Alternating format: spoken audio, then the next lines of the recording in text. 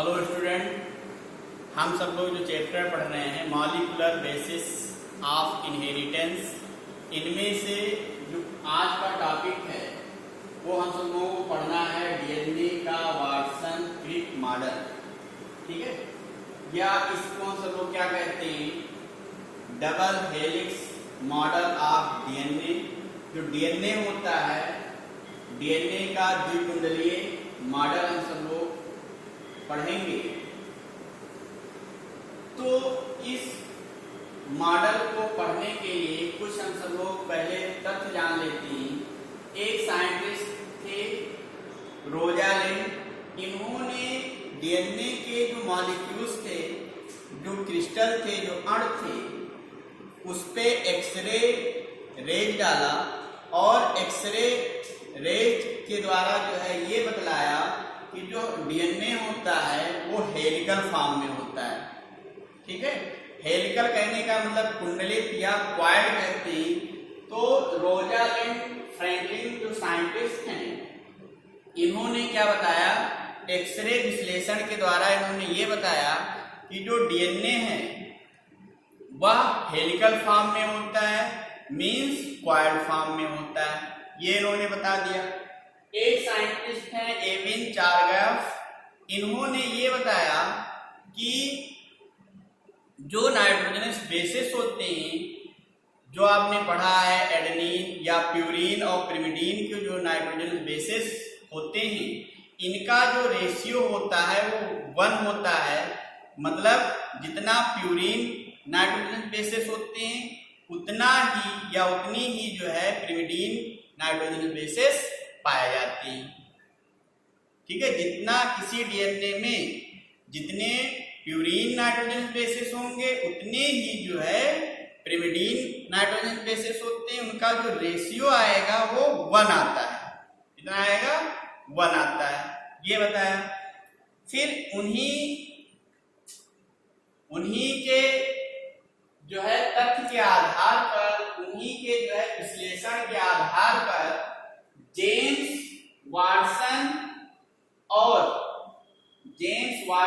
Francis Crick Wilkins ने जो है उनके विश्लेषण के आधार पर ही उन्होंने डीएनए का मॉडल प्रस्तुत किया। इसलिए इस मॉडल को हम सब लोग क्या कहते हैं, वाटसन क्रिक मॉडल भी कहते हैं। क्यों कहते हैं? क्योंकि वाटसन और क्रिक जो साइंटिस्ट हैं, इनका अहम भूमिका थी डीएनए मॉडल को प्रस्तुत करने के लिए। इसलिए इस मॉडल को हम सब लोग क्या कहते हैं, वाटसन क्रिक मॉडल भी बोलते हैं।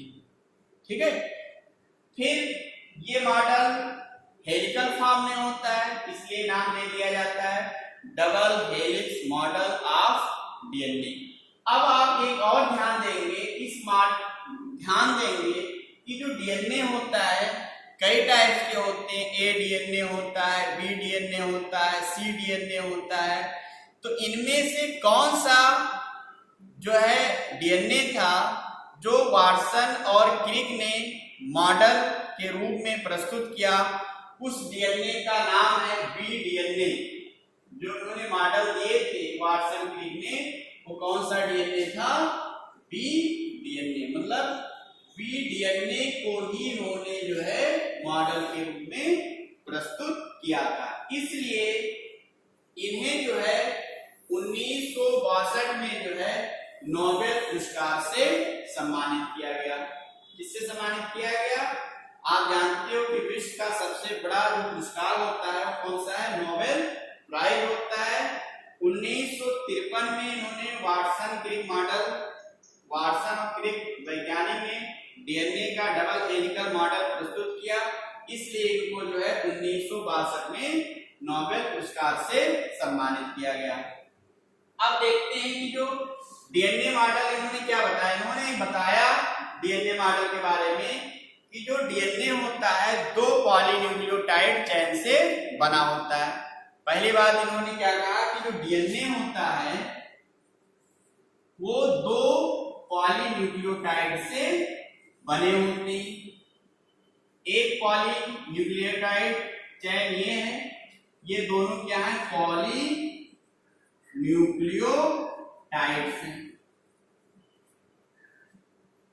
वाटसन क्रिक ने बताया कि जो डीएनए होता है दो पॉलीन्यूक्लियोटाइड से बने होते हैं। दोनों पॉलीन्यूक्लियोटाइड की जो बीच की दूरी होती है वो 20 एंगस्ट्रॉम होता है। दो पॉलीन्यूक्लियोटाइड चेन की जो बीच की दूरी होती है कितनी होती है? 20 एंगस्ट्रॉम होती है। फिर उन्होंने कहा कि जो ये एक्सिस है, ये जो पॉलीन्यूक्लियोटाइड चेन है वो एक अक्ष के जो है एक्सिस परितः के चारों ओर जो है चक्कर लगाती है, मतलब फेरे लगाती है, और एक फेरे की जो बीच की दूरी होती है वो 34 एंगस्ट्रॉम होती है, 34 एंगस्ट्रॉम होती है। और ये जो फेरा है ये क्लॉकवाइज होता है। क्लॉकवाइज मतलब घड़ी की दिशा, जैसे घड़ी चलती है मतलब दक्षिणावर्त दिशा में होता है। तो ये जो फेरा होता है एक्सिस के जो है क्लॉकवाइज ये घूमती है, और एक फेरे के बीच की दूरी कितनी होती है? 34 एंगस्ट्रॉम होता है। इस फेरे में जो है वन क्वाड्र में जो है